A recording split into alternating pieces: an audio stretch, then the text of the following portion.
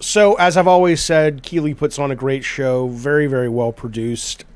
I have to say a couple things just about the show in general before we get to the games. Keighley should open the show, close the show, maybe come out and do a couple of interviews. I don't think he should host the show. I just don't think he's compelling enough. I remember a DICE Awards once where Jay Moore, the actor and comedian, hosted it, and he was fucking hilarious. And when he came out, it was a treat. It was like, oh my God. I mean, he roasted everybody in the audience. He had clearly done his research. It was really, really fun. Again, I think Keighley's a great producer, a great entrepreneur, a great hustler. He's a great video game journalist. But I don't think he's the guy to kind of lead us through 2 hours. You need someone who is a lot more dynamic and compelling, and you just can't take your eyes off them, and you can't wait to hear what they say next. So I know that sounds crazy, and maybe that's a big hard sell for Keighley, given that it's his show, but that would be one thing. I think there's also this variety stuff. Sony did this. A couple of other companies do this at their E3 presentations. This idea of like, let's play music, whether it's the Game Awards or here, or the guy playing the flute for Tsushima. It's just like, who is this for? The music is great, by the way. I love so far what I've heard from the Starfield soundtrack. The guy clearly is talented. I'm not knocking any of that. It's just like, do you really want to tune in to see a bunch of new games trailers and then just like listen to this shit? It almost feels like it's not really what most of the audience wants. They want to see games. They don't want to sit here and listen to a fucking instrumental track for 3 or 4 or 5 minutes. What I will say is I get and I appreciate how Keighley is trying to add a little variety to it. I think that's the right take, whether it's the cosplay stuff or whether it's the person coming out to talk about Gamescom in general or Green Games or whatever. The mentality, in my opinion, is right, which is let's separate so it's not just like announce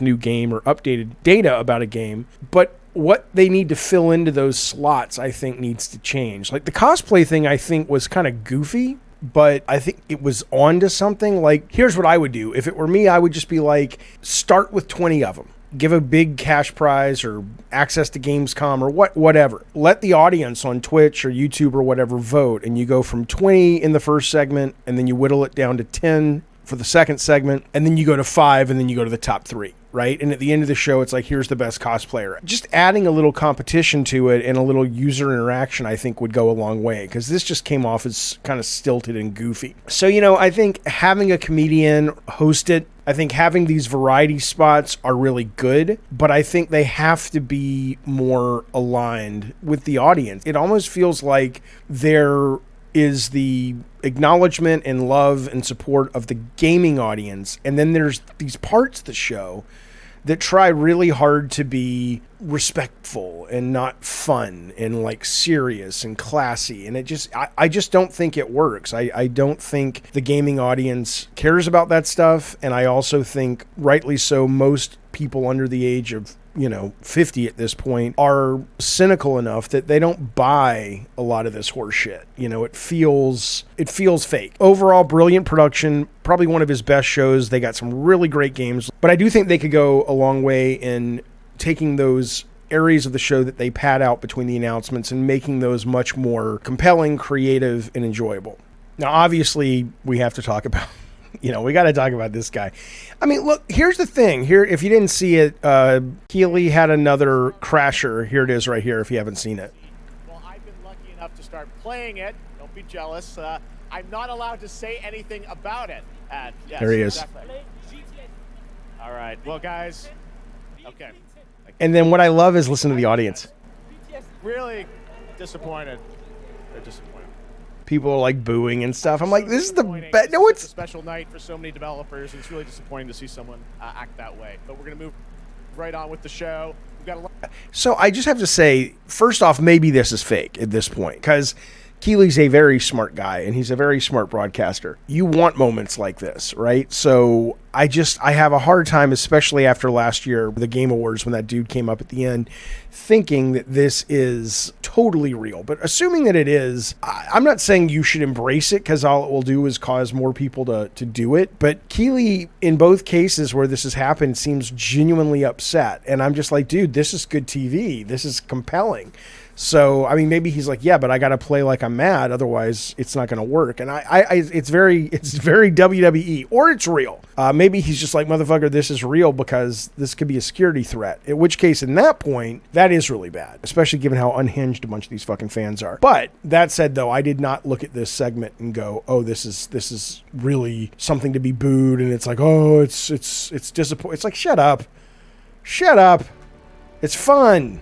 But again, unless it's real. And then if it's real and people's safety, that's different, of course. All right, let's start with the games that I guess were most disappointing. I think the one that represents kind of the most bizarre trend that I'm seeing, the First Ascendant and Warhammer, something, both from Nexon.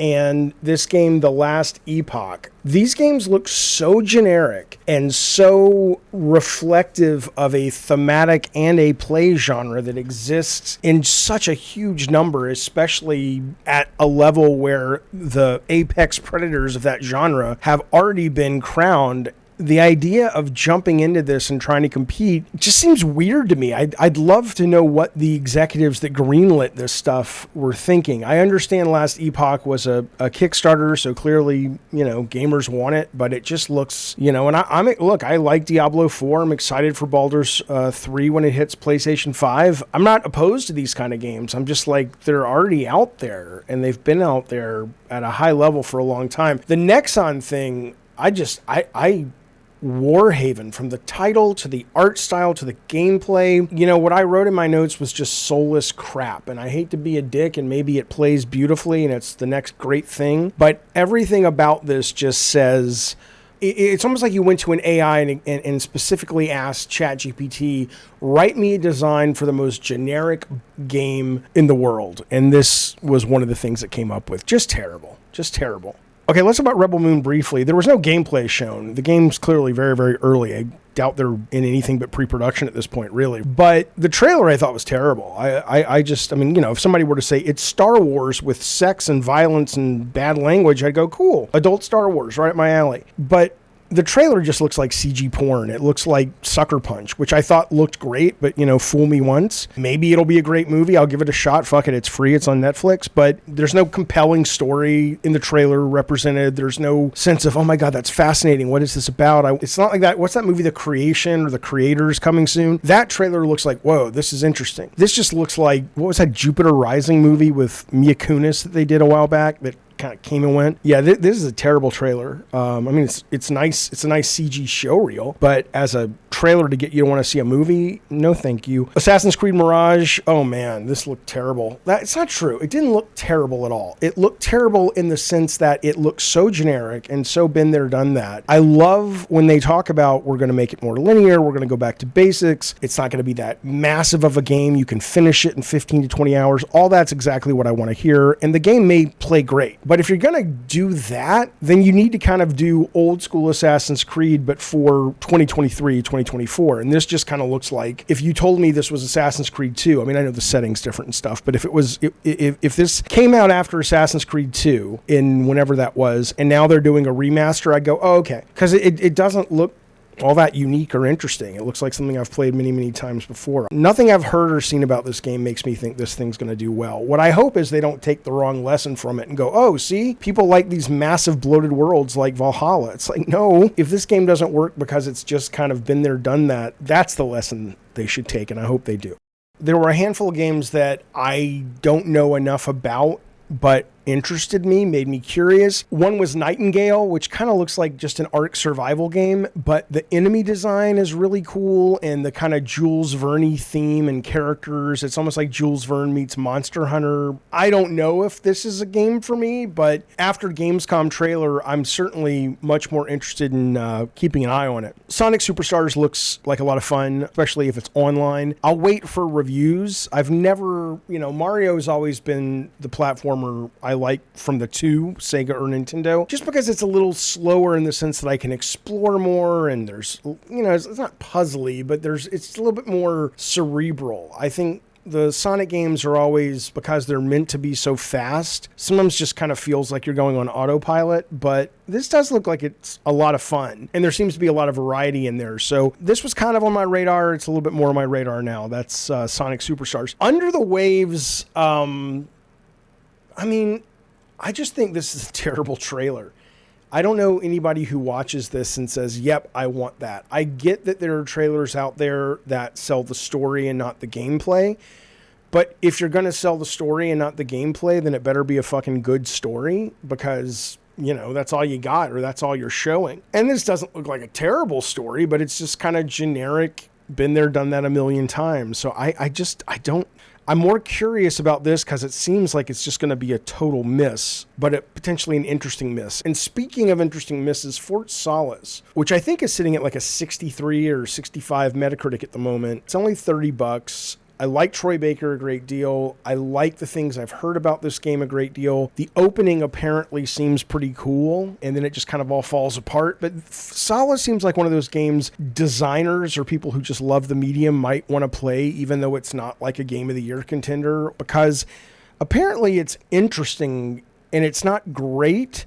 But it's not great because it doesn't try things, or it's not attempting something interesting. It's just they failed. But this is something I'm probably going to pick up. $30 isn't bad. I'll probably pick it up in the next month or two to give it a look and see, especially just the opening levels, which all the reviewers have pretty much been like, hey, the opening is awesome. The opening part of the narrative, which is like the first, I don't know, X number of hours. So it's disappointing it's not being received better, but I think this is one of those games that is worth taking a look at. So that's definitely going to be something I play soon. In fact, Alexa, remind me in 2 months to play Fort Solace. What time October 24th should I remind you? 5 p.m. Okay, I'll remind you October 24th. She's so nice to me. Thank goodness you're here. Just looks awesome. I don't know what the fuck it is. It could be awful, but I love the art style, and I love sort of the little visual gags, and the music is great. So I certainly something that the instant I can hear more about it. I don't know if it's on the show floor. I'll do a little research, see maybe people are playing it right now in Germany. But this is this is hit or miss. I don't know what the hell this is, but it's got a really fun heart in spirit to at least this trailer. Dustborn is interesting. Y'all know I'm the most progressive guy you know. I love inclusivity. I love diversity, even though a lot of people say that's forced diverse. Fuck you, I don't care. I think people need to be represented, even if, I'm a fan. I don't know what this is, though. I think in some ways it leans into the alt almost too hard. Not that that's like, there's not one of these characters that I don't like. Like, I'm not like, oh, you have a fat character, which I think is great, or oh, you have a LGBT character, great. It's just every single character feels like they're really trying super duper hard. That's a little weird. The tone of it feels like it's trying too hard, and I don't know what the play is. But I am curious, because I'm like, what the fuck is this thing? Black Myth is a weird one. The graphics look phenomenal. The gameplay looks really good. I'm excited. The one thing I'm not interested in is another Soulsborne. From what I have read on this, and I'm waiting to see some show floor responses, it's not that. It seems in a lot of ways it has more of a level-based structure, and it's less open, and it's less about freedom of like speccing out your character and more just going on a really beautiful adventure. If that's the case, Black Myth is one of the games I'm looking forward to the most. If it's not the case, what was the game that came out on Game Pass recently and it kind of came and went? Asian-themed Soulsborne kind of thing. It was really good. It was really hard, and there's just a gajillion things like that. So I'm kind of done. So this one's still a little bit, it's on my radar for sure. It looks great, but I don't quite know what the gameplay is. Okay, before I get to my favorite games they showed, I just have to say, Ben? Oh, it's you! Whoa. I know we won Mobile Game of the Year. You did, yeah. But we just finished rebuilding the entire game to run natively on PC. Okay. It looks insane. And I'm here to tell you that literally just 5 minutes ago.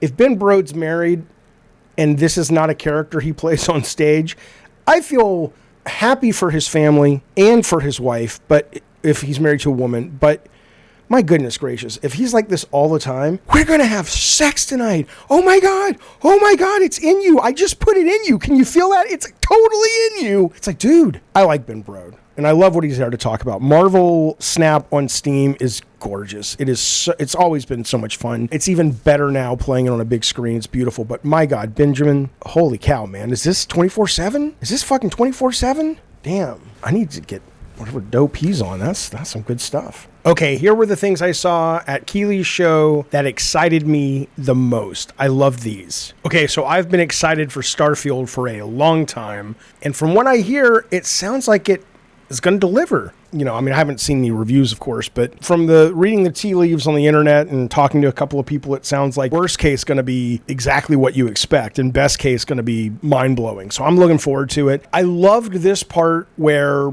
you touch this thing and you see into space-time and all that stuff, and I love it because one of the things that got me really interested in Starfield is when they did one of their videos and they talked about Starfield being about space and looking into space and trying to answer or at least question the big questions of, you know, why are we here and what happens after we die? I don't think it's getting into that, but I mean, in terms of like really sort of what is the purpose of all this? And then I heard the other day that you can choose to be like an atheist or a religious person, or there was one other type of character you can be. And so I like that they're kind of playing into this, and I hope that it's a bigger part of the game. But I was already excited for it, and then seeing this part of the trailer, it felt a little more ethereal and a little bit more spiritual and a little bit more like, okay, and again, I'm reading into it. I have no idea if any of that's in the game, but I think from what they've said it might be, and then I heard about the character creation with the different, you know, philosophies and religions, and then I see this and I'm like, okay, everything I've seen so far points to that. Is it? I don't know, but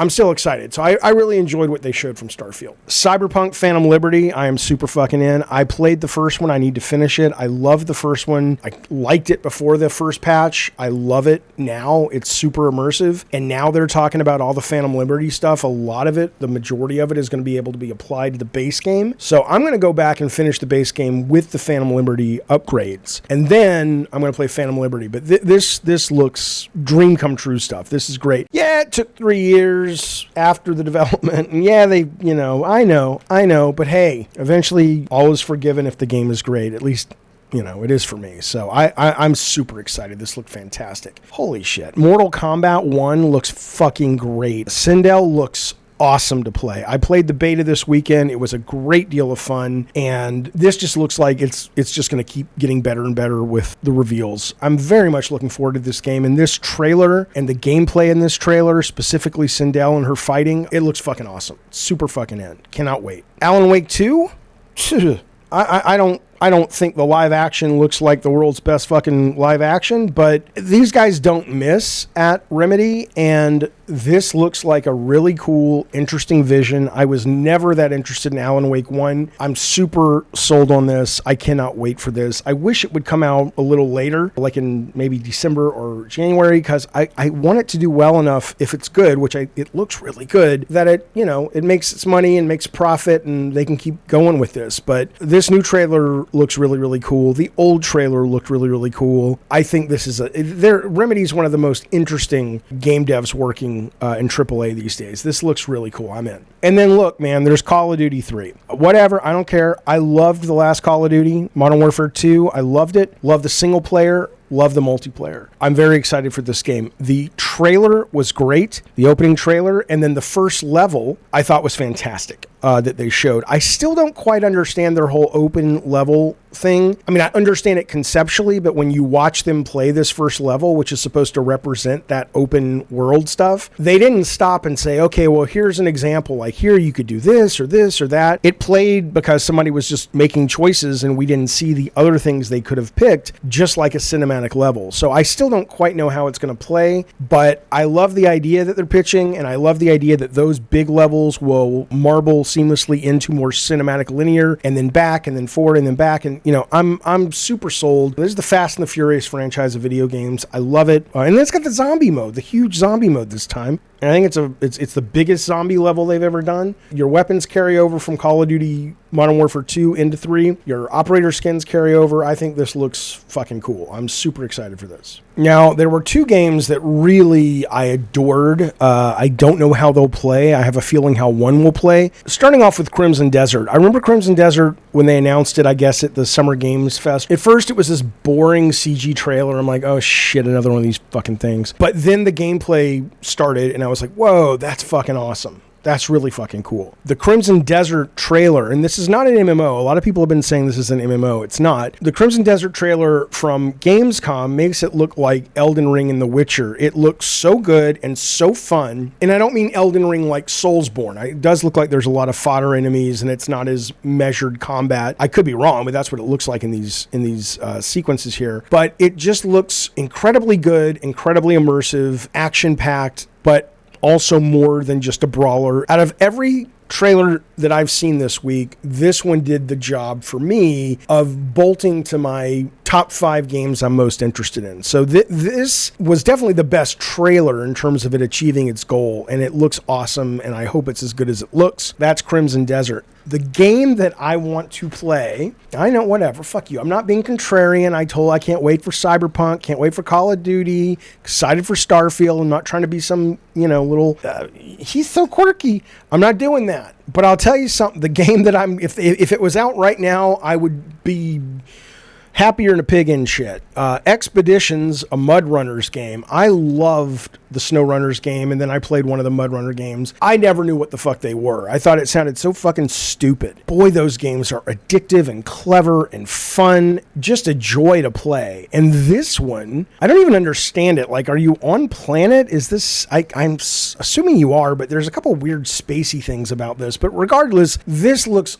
awesome with the fucking drones and the unique terrain and the new tools that you can use to kind of get cars and trucks and vehicles where they need to be. This is the sort of playing in the dirt with your Tonka toys when you were a kid with your buddies come to life. I love this series. I love this genre. And if I could just jump into a game right now, it would be Expeditions, a Mud Runners game, which I didn't even know about until this show. So out of everything I saw, that's the one I want to play most right now. But there were some great games shown. Overall, though, it was a great show. There were some misses, of course. Does anybody really give a fuck about playing the Crew Motorfest? I don't think so. But yeah, it was really good. It was probably one of KEIGHLEY'S best as it relates to the content he was able to pull together for this. So congrats, KEIGHLEY, on that. I hope it was successful for you. I hope it was successful for all the developers. That is my take on Gamescom Opening Night Live 2023.